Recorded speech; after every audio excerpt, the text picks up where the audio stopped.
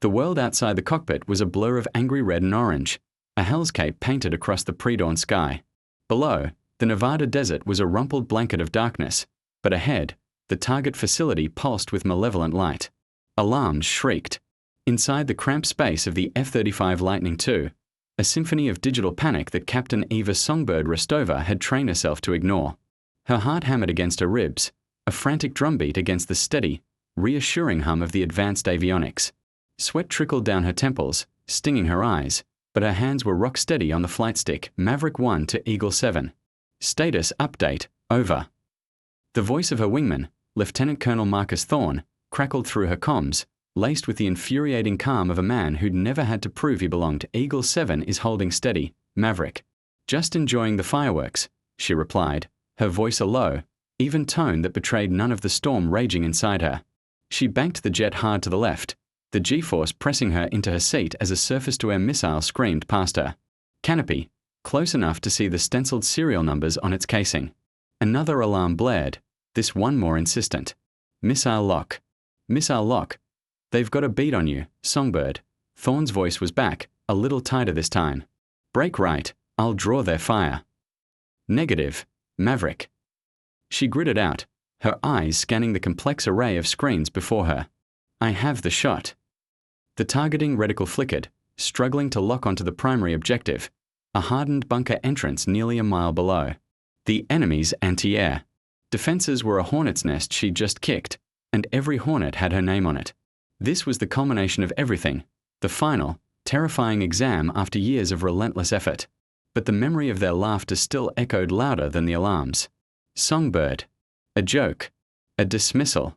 A name given to her not for the quality of her voice, but because the men in her squadron thought she was as delicate and ornamental as a canary in a cage. They saw the petite frame, the quiet intensity, and mistook it for fragility. They didn't see the steel forged in the crucible of a lonely childhood, the grit honed by a determination to honor a legacy they could never understand.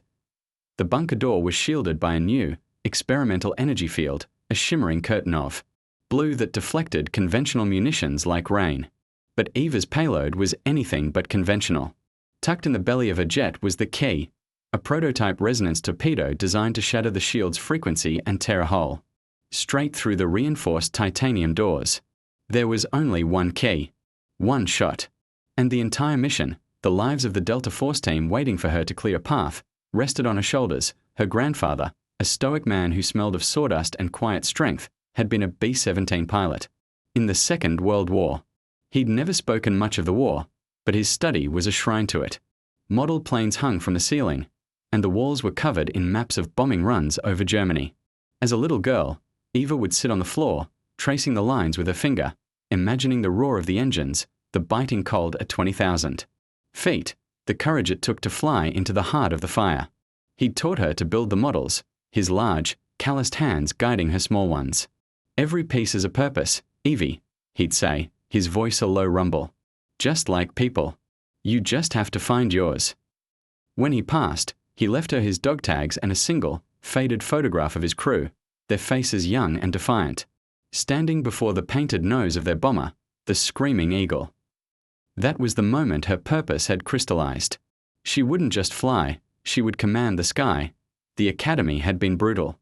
She was smaller, quieter than the other cadets, a ghost in the hypermasculine world of fighter pilots. She had to work twice as hard, be twice as smart, and fly twice as well just to be considered half as good. She graduated top of her class, but the whispers followed her to Nellis Air Force Base. The callsign assignment was a public humiliation, a ritual designed to forge camaraderie through shared mockery. When the squadron commander, Colonel Davies, had announced hers, the ready room had erupted. Songbird. What's she gonna do? Chirp at the enemy? One pilot had jeered. Thorne, already a respected veteran, had just smirked, shaking his head as if to say, what a waste of a good jet. Eva had stood there, her face a mask of stone, her fists clenched so tight her nails bit into her palms. She didn't give them the satisfaction of a reaction. Instead, she channeled the burning shame into a cold, hard resolve. She would be the best. Not for them. For her grandfather. For the little girl who traced the lines on the map now, hurtling through a storm of enemy fire, their laughter was the fuel that burned away her fear. Another missile streaked towards her. She deployed countermeasures, a shower of incandescent flares, and threw the stick into a gut-wrenching dive. The F-35 groaned in protest, the airframe shuddering under the strain. The ground rushed up to meet her, a terrifying, fast-approaching wall of black. "Songbird, what are you doing? Pull up." Thorne yelled, his voice frantic. "You're too low. You'll never clear the blast radius." She ignored him. Her focus was absolute, narrowed to the shimmering blue shield and the targeting computer's stubborn refusal to lock. The system was designed for high-altitude deployment, a safe distance from the target. But the shield was generating an interference field, scrambling the torpedo's guidance system from afar. She had to get closer. Close enough to punch through the interference. Close enough to feel the heat of the explosion. It was a move of pure desperation, a pilot's gambit that traded safety for a sliver of a chance at success. Her altitude. Warning screamed, a shrill, incessant cry of impending doom. The rocky desert floor was no longer an abstraction on a screen. It was a tangible threat, its jagged teeth reaching for her just as the automated system began to shout, "Pull UP! Pull UP!" The targeting reticle flickered from red to green. A solid, beautiful, life-affirming green. Lock acquired without a moment's hesitation. She thumbed the release button. "Key is away," she said, her voice impossibly calm. The torpedo dropped from the belly of her jet, a silver dart streaking towards the blue curtain. Now came the hard part. She yanked back on the stick with all her strength, her muscles screaming as the F-35 clawed its way back towards the sky. The G-force was a physical blow, blurring her vision, squeezing the air from her lungs. Black spots danced at the edges of her sight. She fought for consciousness, her grandfather's face swimming in her mind. "Find your purpose." Evie below her, the key struck the shield. For a heart-stopping second, nothing happened. The torpedo seemed to be absorbed by the blue energy, vanishing without a trace. A cold dread washed over her. Failure. Then, the shield flickered violently, like a dying fluorescent light. It wavered, turned a sickly purple, and imploded, vanishing into nothingness. The torpedo, its path now clear, slammed into the titanium doors. The resulting explosion was not loud, but deep. A ground-shaking thump that she felt in her bones even thousands of feet in the air. A plume of fire and smoke erupted from the bunker entrance, a triumphant beacon in the dark. "Target neutralized," she breathed, her voice raspy. "Eagle-7 is climbing out." Solid hit. Songbird. Solid hit. Thorne's voice was filled with a new, unfamiliar note. "Respect. Delta Team, you are clear to advance. The door is open." As she leveled out, her breathing ragged, a new warning light flashed on her console. It wasn't an alarm, just a notification. A data link message from Base Command. She opened it, expecting a commendation, a simple "well done." But the message wasn't from Colonel Davies. It was a single, encrypted line from a source she didn't recognize, a source that shouldn't have been able to contact her directly in the cockpit. Her blood ran cold as she read the words, "They're not who you think they are. The target isn't the bunker. It's you." Before she could process the message, her threat detection system lit up like a Christmas tree. But the threat wasn't from the ground. It was behind her. Fast. Aggressive. She craned her neck, her eyes widening in disbelief as she saw the unmistakable silhouette of an F-35, sleek and deadly against the rising sun. It was Thorne. And he had a missile lock on her. The betrayal was a physical shock, a jolt of ice water through her veins that was colder and more terrifying than any near miss with a surface-to-air missile. Marcus Thorne. Maverick. Her wingman. The man who had just watched her fly into the jaws of death was now lining her up for the kill. His jet was a dark predator against the dawn, its intentions made clear by the angry red diamond superimposed over her plane on his heads-up display. "Maverick, what is your status?" she demanded, her voice hard as flint, forcing the tremor of shock out of her words. "You have a weapons lock on a friendly. I repeat, a friendly. Disengage now." She banked her F-35, a purely reflexive defensive maneuver, trying to put distance between them, trying to make sense of the impossible. "I'm sorry, Songbird." Thorne's voice crackled back, devoid of the earlier respect, now chillingly calm and detached. "You were never meant to make it back from this one. Orders are orders." "Whose orders?" she shot back, her mind racing. The encrypted message. The target isn't the bunker. It's you. It wasn't a prank. It was a warning. Someone had tried to get word to her. But who? And why? Colonel Davies? General Peters, the man who had personally overseen the briefing for this top-secret mission? It made no sense. This was a mission to neutralize a rogue state's hidden weapons facility. A mission to save lives. Wasn't it? Thorne didn't answer. Instead, the piercing tone of an incoming missile alert filled her cockpit. He'd fired. The instinct honed by 1,000 hours of training took over.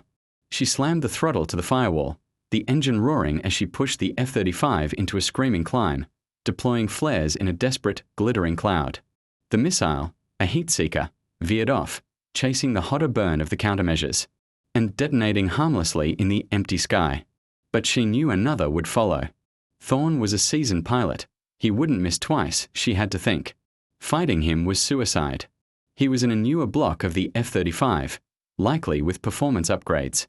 She didn't have. He also had the tactical advantage, positioned perfectly on her 6. Running was a temporary solution at best. He had more fuel and, apparently, a license to kill her. Her only hope was to outwit him, to do something he would never expect from the pilot they called Songbird. The desert below was a maze of canyons and sharp, rocky mesas, a dangerous, unforgiving terrain for low-level flying, but it was her only chance. She rolled her jet and plunged into a dive, leveling out just a few hundred feet above the canyon floor. The ground became a terrifying, high-speed blur of rock and shadow. This was nap-of-the-earth flying, a reckless and brutally difficult maneuver that pushed both pilot and machine to their absolute limits. One mistake, one moment of lapse concentration, and she would be a smear of burning metal on the canyon wall. You can't hide forever, Eva. Thorne's voice was a low growl in her ear, using her real name for the first time. It was an attempt at psychological warfare, an effort to rattle her. It had the opposite effect. It stripped away the last vestiges of her identity as a squadron member and solidified her new reality. She was alone. A target. "You'll have to catch me first, Marcus," she retorted, her voice steady. She weaved through the labyrinth of rock, using the terrain to mask her heat signature and break his missile lock. The F-35 was a marvel of engineering, but it wasn't designed for this. Warning lights flickered as the stress on the airframe approached critical levels. She ignored them. Fear was a luxury she couldn't afford. She remembered a training exercise from years ago. A simulation where they had to evade a superior enemy force. While the other pilots had tried to dogfight or outrun the enemy, Eva had used the environment, flying a daring, unpredictable path through a simulated mountain range. The instructor, a grizzled old colonel with a face like a leather boot, had failed her for it. "Too reckless, Rostova," he'd barked. "You'd have killed yourself 10 times over." But she hadn't crashed. She'd survived now. That reckless maneuver was her only hope. She pushed the jet harder, faster. The canyon walls are claustrophobic. Prison on either side. Thorne was good, but he was cautious. He followed her into the canyon, but he kept a safer altitude, unwilling to risk the same insane proximity to the ground. That was her opening. She spotted a narrow archway of rock ahead, a natural bridge carved by millennia of wind and water. It was impossibly small, a needle she had to thread at over 600 miles per hour. The flight computer screamed at her, its automated voice a frantic litany of terrain. Terrain.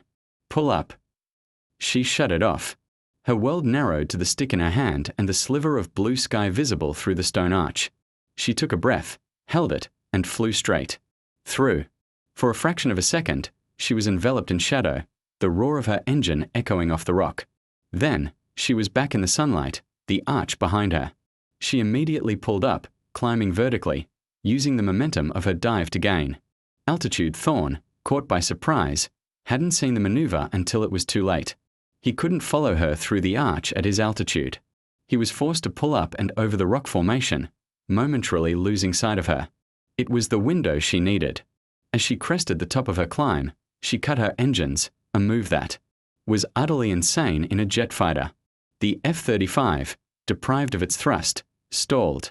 It hung in the air for a breathless moment, a silent, metal bird, before it began to fall, tumbling back towards the earth like a leaf. This was the Pugachev's Cobra. a maneuver perfected by Russian test pilots, designed to break a pursuer's radar lock by rapidly decreasing speed. It was also spectacularly dangerous and not something the F-35 was designed to do. Thorne, coming over the Messer, would be expecting her to be miles ahead, still flying at top speed. His radar would be looking for a fast-moving target.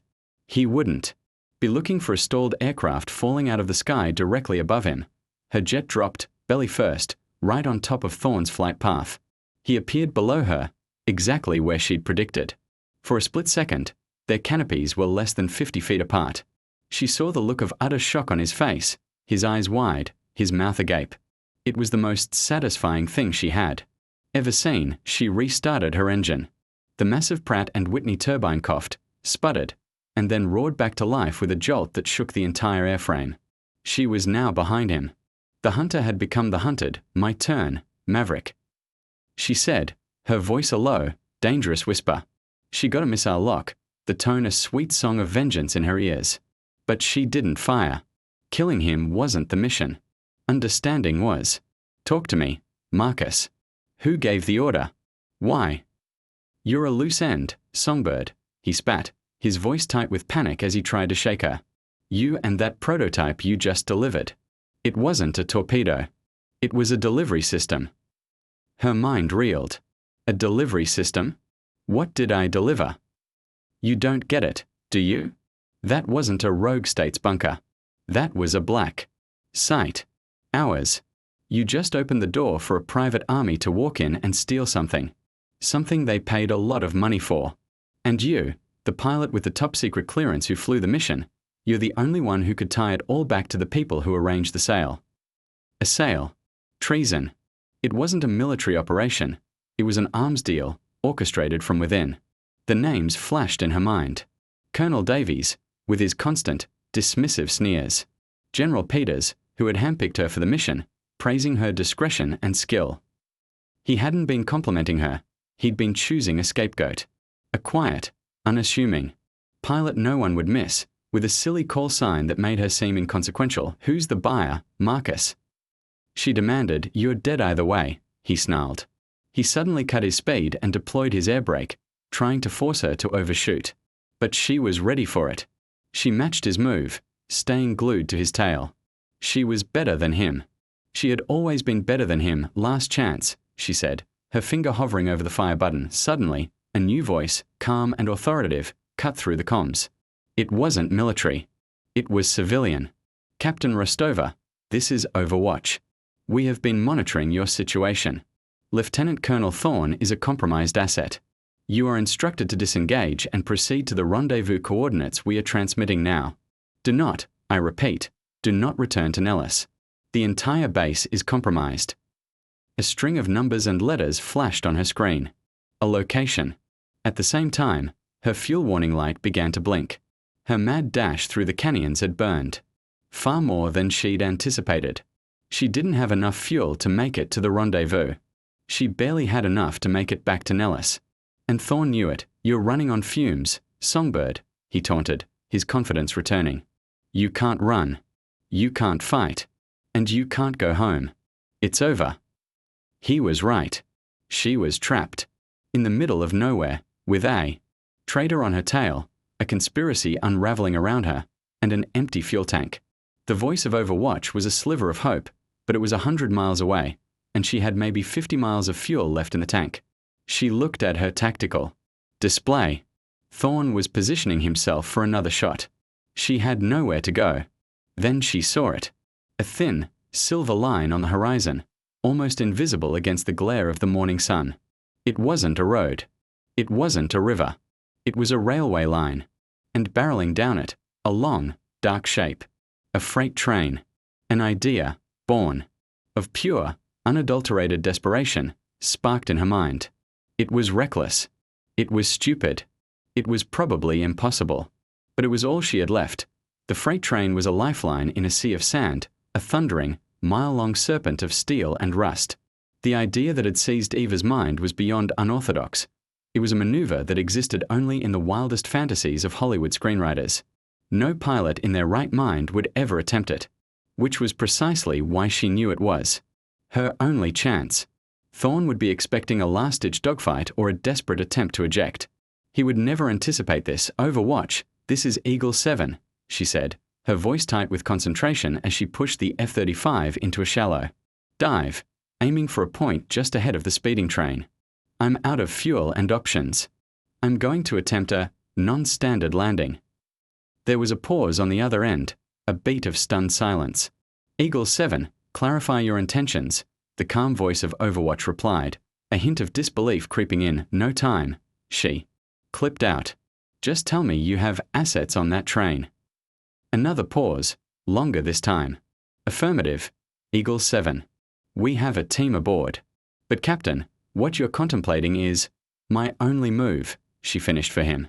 She cut the comlink to Overwatch, focusing all her attention on the impossible task ahead. Thorne was closing in fast, his missile lock tone a steady, ominous pulse in her ears. He was toying with her now, enjoying the final moments before the kill. The train was moving at a steady 80 miles per hour. Her jet, even at its slowest possible speed, was still well over 150. The physics were a nightmare. She had to match the train's vector, kill her forward momentum at the precise moment, and somehow set a 20-ton, 50-foot-long fighter jet down on a moving platform that was barely wider than her landing gear. She lowered her landing gear, the hydraulics whining in protest. The three wheels locked into place, a hopeful, absurd gesture. Below, the train consisted of a series of long, flatbed cars, each carrying 2 stacked shipping containers. Except for 1. Near the middle of the train, there was a single, extra-long flatbed car that was completely empty. It was 100 feet long, a makeshift aircraft carrier in the middle of the desert. It had to be Overwatch's team. It was too perfect to be a coincidence. You've lost your mind, Eva. Thorne's voice was a mix of confusion and amusement. What? Are you going to try and land on that thing? This'll be fun to watch. A second later, the missile alert shrieked. He'd fired again. She didn't have time for countermeasures. She had to trust her plan. She dropped her jet lower, skimming just feet above the tops of the shipping containers, using the train itself as a shield. The missile, unable to acquire a direct heat signature, screamed over her head and slammed into the desert floor a mile ahead, kicking up a massive cloud of sand and rock now for the landing. She flew past the empty flatbed car, then banked sharply, circling around to approach it from the rear. She was fighting the controls, wrestling the jet into a high alpha, nose-up position to bleed off as much speed as possible. The F-35 was on the verge of a stall, shuddering and groaning, the stick shaking violently in her hand. Her airspeed indicator was a blur, dropping faster than she'd ever seen it. 180 knots. 170. 160. Still too fast. The end of the flatbed car rushed towards her. She could see figures on the car now, people in black tactical gear, their faces upturned. One of them was holding a device, pointing it at her jet. Suddenly, a cable shot out from the device, a grappling hook that slammed into the underside of her fuselage with a loud clang. A second cable followed, then a third. They were arrestor cables, a crude, improvised version of what was used on aircraft carriers. The cables went taut. The deceleration was brutal, a violent, bone-jarring slam that threw her forward against her harness. Her helmet smacked against the canopy, and for a second, the world went white. The jet screeched, the sound of tortured metal echoing across the desert as it skidded down the length of the flatbed car. It felt like an eternity, but it was over in seconds. The F-35 shuddered to a halt, its nose hanging precariously over the edge of the car, less than a foot from the shipping containers on the next car. Silence descended, broken only by the ticking of the cooling engine and the rhythmic clack-clack-clack of the train's wheels on the track. She had done it. She was alive. Her canopy hissed open, and the dry desert air flooded the cockpit. A man in black tactical gear, his face grim and professional, was already climbing onto her wing. He wasn't military. He wore no insignia. Captain Rostova, he said, his voice the same calm, authoritative tone as Overwatch. I'm Agent Kaito. We need to go. Now. Before she could respond, the sky was filled with a familiar, terrifying roar. Thorne, enraged and disbelieving, was coming around for another pass. But this time, he wasn't aiming a missile. He was going for a strafing run, his cannon spitting a stream of 25mm rounds. Get down. Kaito yelled, pulling Eva from the cockpit. They scrambled off the wing and took cover behind the base of the jet's fuselage. Bullets ripped through the air around them, punching holes in the shipping containers, sparking off the steel of the flatbed car. The F-35, her beautiful, wounded bird, took the brunt of the assault. Its skin was shredded, hydraulic fluid leaking. From a dozen new holes, Kaito's team returned fire with high-powered rifles, their shots futile against the armored jet. As Thorne pulled up and away, preparing for another run, Kaito grabbed Eva's arm. The jet is a lost cause. We have to move. He led her towards the front of the car, where two of his team were unlatching one of the shipping containers on the car ahead. It wasn't a standard container. The side swung open like a door, revealing a high-tech mobile command center, crammed with screens and communication equipment. What is this? Who are you people? Eva demanded as they scrambled inside. We are the people who tried to warn. You, Captain, Kaito said, sealing the door behind them. The container was surprisingly quiet, insulated from the roar of the wind and the clatter of the train. We are a ghost unit. We don't officially exist. We hunt traitors. People. Like General Peters and Colonel Davies. A woman at a console turned around. Agent Kaito, we have a problem. Thorne isn't alone. Two more bogies just appeared on satellite. They're coming in fast. Looks like they launched from a private airfield about 100 miles from here. Kaito's face hardened. The Buyer's private air force.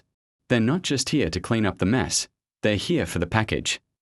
He turned to Eva. Captain, what you delivered wasn't a weapon. It was data. The complete operational source code for the entire F-35 avionics and stealth systems. Everything. With that code, an enemy could not only replicate our most advanced fighter, they could develop countermeasures to make our entire fleet obsolete. They could blind us permanently.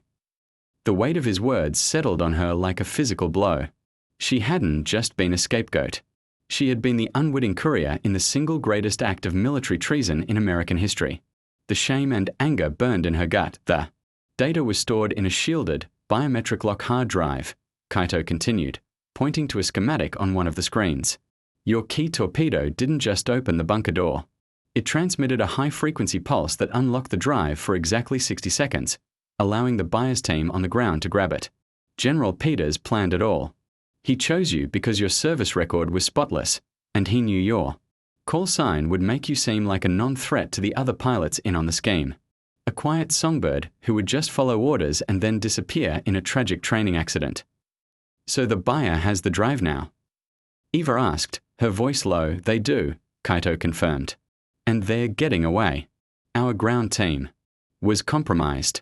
We are the only ones left who can stop them. He pointed to a satellite map. A single vehicle was shown speeding away from the bunker site, heading towards a small, dusty town on the Mexican border.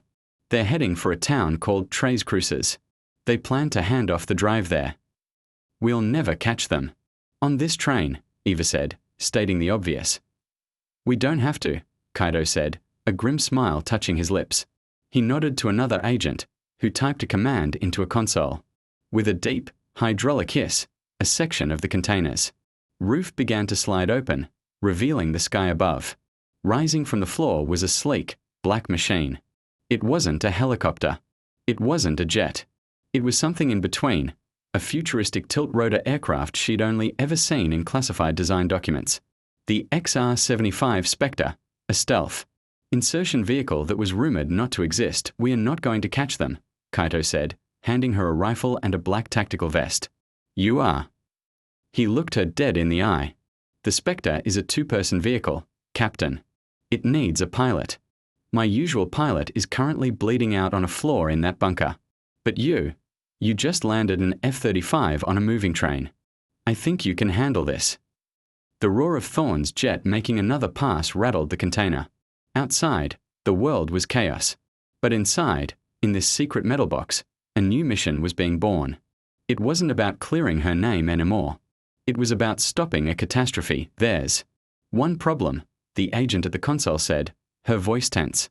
Thorne and his friends are directly between us and Tres Cruces. The Spectre is fast and stealthy, but it's not an F-35. It has no offensive weapons. We can't fight our way through. Kaito looked at Eva, his expression a mixture of desperation and hope. He's right. We can't fight them. But maybe you can outfly them. Can you get us there, Captain?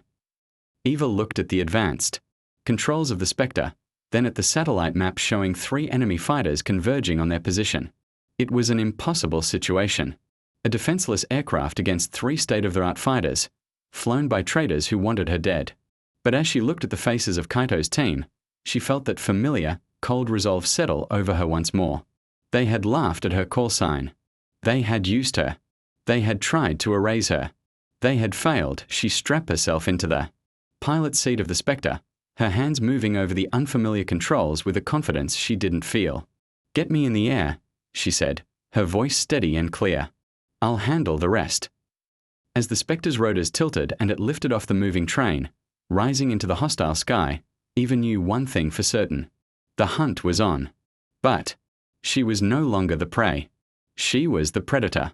And the songbird was about to learn how to roar, part for the Spectre climbed into the sky like a phantom, its advanced rotors nearly silent, a stark contrast to the thunderous roar of the F-35s that were now circling like vultures. From her vantage point in the cockpit, Eva could see the 3 jets arcing through the sky, their movements coordinated and deadly. Thorne was leading them, his intentions clear. They weren't just guarding the buyer's escape route, they were actively hunting for the wreckage of her plane, ensuring their secret remained buried in the desert. The fact that they hadn't found it yet, that they were still searching for a crash site that didn't exist, was the only reason she and Kaito were still alive. Their comms are on an encrypted channel, but we are picking up their IFF tags. The female agent, whose name Eva had learned was Riley, reported from the console behind them. Thorne is getting impatient. He's ordering them to expand the search grid. "That buys us time," Kaito said, his eyes scanning the horizon. "But not much. The moment they realize there's no wreckage, they'll start looking for survivors. And there's only one thing out here that doesn't belong." He gestured to the Spectre. "Stealth systems are at 100%, Eva reported, her hands flying across the control panel. The Spectre was unlike anything she had ever flown. It was less like piloting a machine and more like being neurally linked to it. The responsiveness was instantaneous, the flight controls intuitive. It was a beautiful, deadly work of art. But it was an unarmed one. We are a ghost to their primary radar, but if they get close enough for a visual, we are sitting ducks. Then, we don't let them get close," Kaito said. "Trey's Cruises is 80 miles southwest. The buyer's ground team is making good time. ETA is 30 minutes. We have to beat them there." "We can't fly a direct route," Eva countered, her mind already working through the tactical problem. "That would take us right through their search grid. We'll have to go the long way around, using the terrain for cover. It'll add at least 20 minutes to our flight time." "We don't have 20 minutes, Kaito said, his voice grim. "It's either that or we don't get there at all," Eva shot back, her authority as a pilot absolute in this moment. She banked the Spectre sharply, dropping it down towards the same network of canyons she had used to evade Thorne earlier. It was a massive risk. If Thorne suspected she was still alive, the canyons were the first place he would look. She was betting everything on his arrogance, on his belief that she had perished in a fiery crash. They flew in silence for several minutes, the Spectre a silent shadow skimming the rock walls. The tension in the small cabin was thick enough to cut with a knife. Every flicker on the threat detection system, every shadow that moved across the canyon floor, sent a jolt of adrenaline through Eva's system. She was flying on pure instinct, her senses heightened to an almost painful degree. The smell of ozone from the electronics, the feel of the slight vibration in the control stick, the sound of Kaito's steady breathing behind her, it all became part of a complex tapestry of survival, contact. Riley's voice was sharp. One of the bogies just broke from the search pattern. "He's heading this way." Eva's heart leaped into her throat. "How fast?" "Fast. He's descending. I think he saw something." "It's Thorne," Kaito breathed, his eyes fixed on the tactical display. "He's not stupid. He's coming to check the canyons." There was nowhere to hide. The canyon was a straight shot for the next 2 miles, with no offshoots, no place to conceal an aircraft. They were caught. Eva's mind raced, cycling through a dozen desperate, impossible maneuvers. None of them would work. Thorne would be on top of them in less than a minute. Then she saw it. Up ahead, on a high ledge overlooking the canyon, was a dark opening. A cave. An abandoned mine shaft, perhaps. It was small, probably not even deep enough to fully conceal the spectre. But it was something there, she said, pointing. Kaito, is this thing capable of a vertical landing in a confined space? Kaito looked at the cave, then back at her, his eyes wide. It's designed for rooftop insertions, so yes. But Eva, the turbulence from the rotors in a space that tight, it could tear us apart. It's better than being torn apart by a 25mm cannon, she replied, her decision made. She pushed the spectre forward, racing towards the cave opening. Behind them, she could hear the faint but growing scream of Thorne's F-35 as it entered the canyon. He was hunting her by sound now. Following the echo of her rotors, she reached the ledge and pulled the spectre into a sharp, near-vertical climb. Then killed the forward momentum, letting the aircraft hover just in front of the cave mouth. The wind shear coming off the cliff face was brutal, buffeting them violently. She fought the controls, her muscles straining. Easy, easy, she whispered to herself, gently nudging the spectre backwards into the darkness of the cave. The tips of the rotor blades were inches from the rock walls. One wrong move and they would shatter, sending them plummeting to the canyon floor. The noise was deafening, the rotors whipping the air inside the shallow cave into a chaotic vortex. The spectre bucked and shuddered, threatening to shake itself to pieces. Finally, the landing gear touched down with a hard jolt. She was in. She immediately cut the engines. The sudden silence was as shocking as the noise had been. The only sound was the frantic pounding of her own heart. A moment later, Thorne's F-35 screamed past the cave opening, a silver flash of death that was gone as quickly as it appeared. He hadn't seen them. They waited, their breath held, for what felt like an hour. Riley monitored the comms, her face pale in the green glow of the screen. He's circling back, she whispered. He's making another pass, slower this time. They sat in the darkness, helpless, as the sound of Thorne's jet grew louder again. This time, it was a low, menacing rumble. He was taking his time, scanning every shadow, every crevice.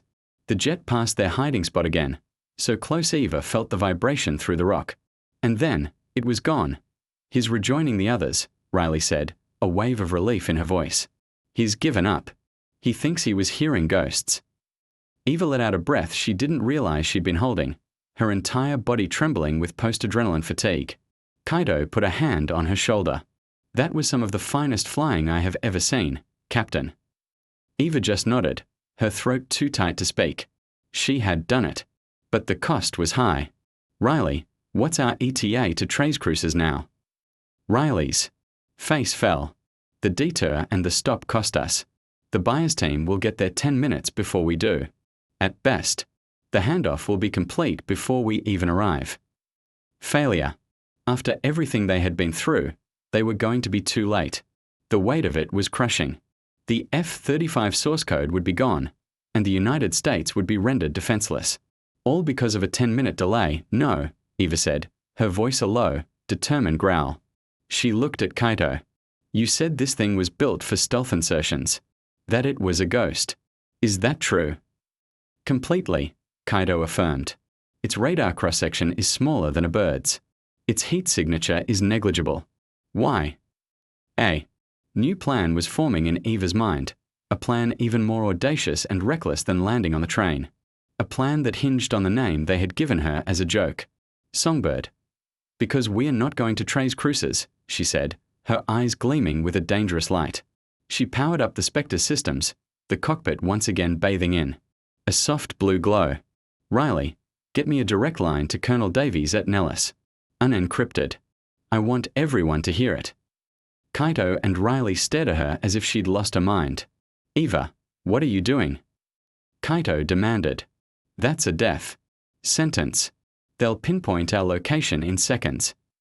That's the point, Eva said, a cold, hard smile on her face. She engaged the rotors, the Spectre lifting off the cave floor with a quiet hum. Thorne and his friends are the buyer's aerial insurance policy. They're there to make sure the handoff goes smoothly. But if they suddenly have a bigger problem to deal with, they might have to leave their post. What bigger problem? Riley asked, her voice trembling. Eva looked at the tactical display, at the 3 hostile icons representing the F-35s. Then she looked at the single, friendly icon representing her unarmed, vulnerable aircraft. Me, she said. She turned the Spectre not towards Trey's cruisers, but back the way they had come, directly towards the 3 enemy fighters. It's time for the songbird to sing. Flying the unarmed Spectre directly at 3 hostile F-35s was not an act of courage. It was an act of calculated insanity. Eva's plan was simple, desperate, and hinged on a single, fundamental truth she had learned about her enemies. Their arrogance was their greatest weakness. They saw her as a nuisance to be swatted from the sky, not a strategic threat. She was about to prove them wrong. Riley, is the channel open?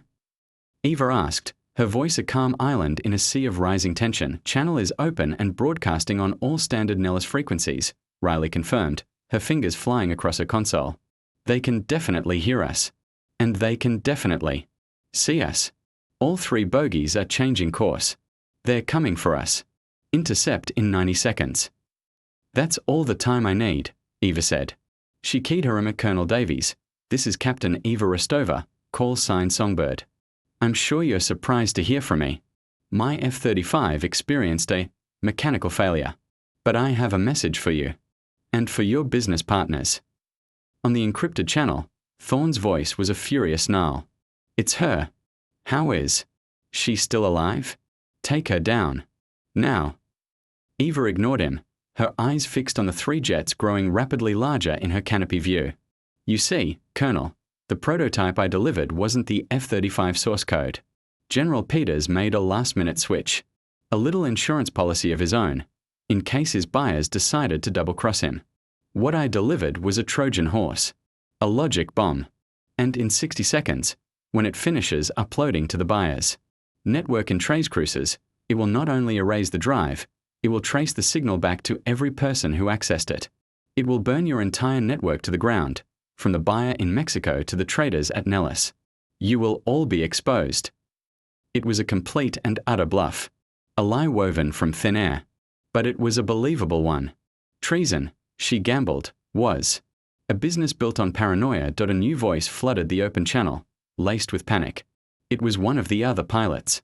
Thorne, did you hear that? Is she telling the truth? It's a trick. Thorne yelled back, but the seed of doubt had been planted. Shoot her down. Negative, Maverick 1, a new, cold voice cut in. It wasn't a pilot.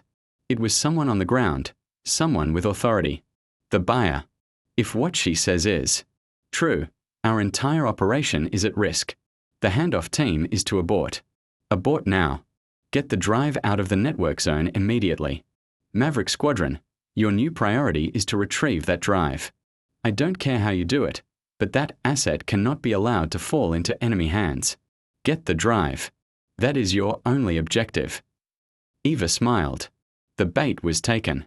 On her tactical display, she watched as the buyer's ground vehicle, which had been moments from entering Trey's cruisers, screeched to a halt and began racing back towards the open desert.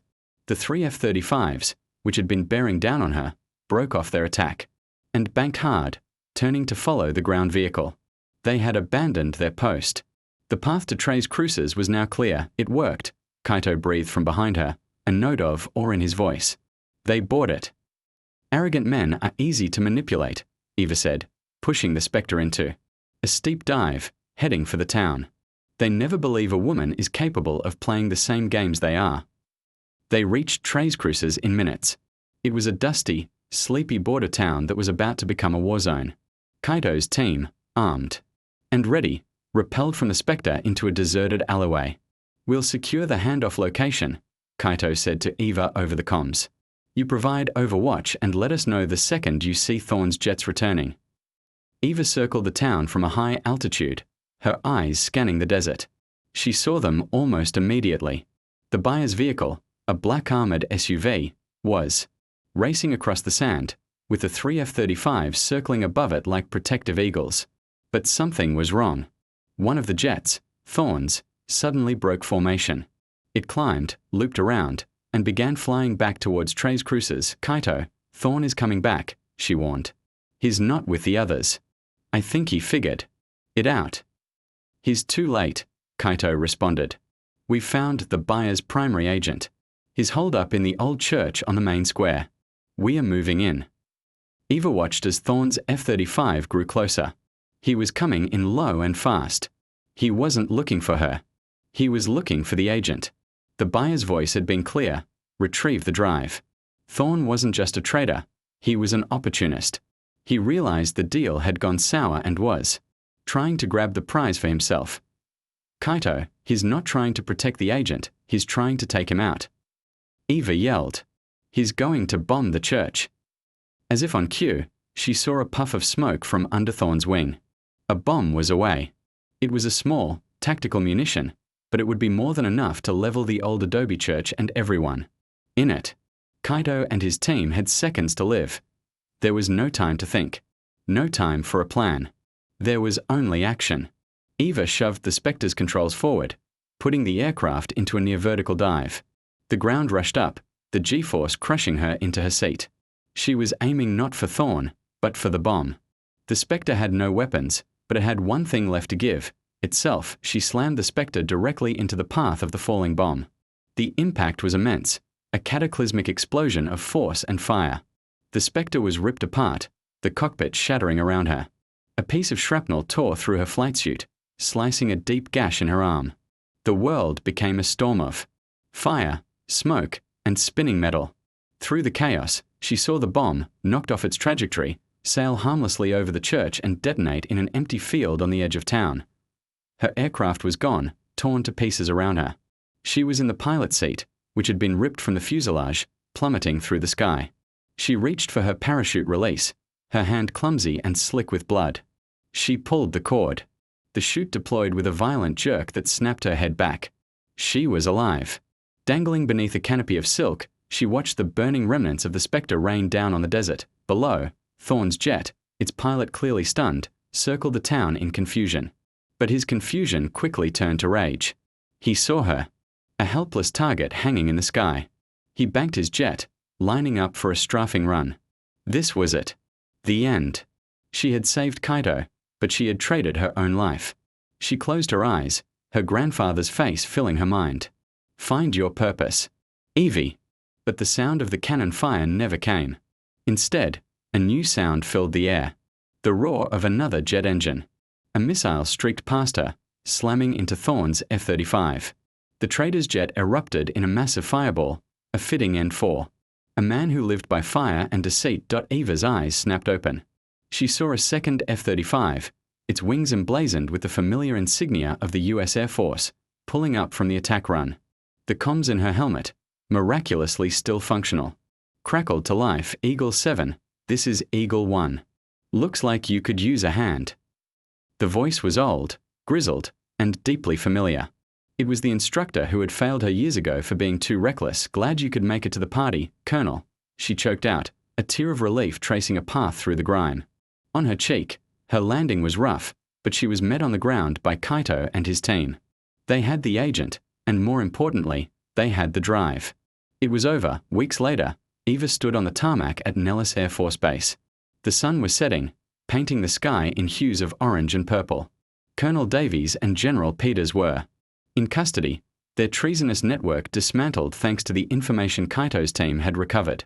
The investigation was ongoing, but Eva's name had been cleared. More than cleared. She was a hero. A familiar figure walked towards her. It was the old colonel, the instructor. His face, usually a mask of stern disapproval, held a look of profound respect. Rostova, he said, his voice a low rumble. There's a ceremony in the main briefing room. The Secretary of the Air Force is here. He wants to award you the Distinguished Flying Cross. Eva looked at the briefing room, then back at the sky. With all due respect, sir, she said, I'd rather just fly. The colonel looked at her for a long moment, a slow smile spreading across his face. I had a feeling you'd say that. He handed her a small, cloth patch. The squadrons are being reassigned. New call signs are being issued. We thought this one was more appropriate for you. Eva looked down at the patch in her hand. On it, stitched in silver thread, was a single, powerful image. A majestic eagle, its wings spread wide, its eyes sharp and focused. Below it were two words. She looked up at the tower, where the air traffic controllers were coordinating the evening's training flights.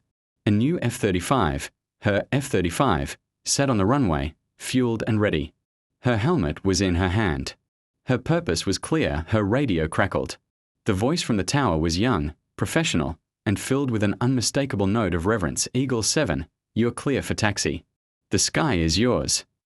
Eva smiled, a true, genuine smile that reached her eyes. She put on her helmet and climbed the ladder to the cockpit.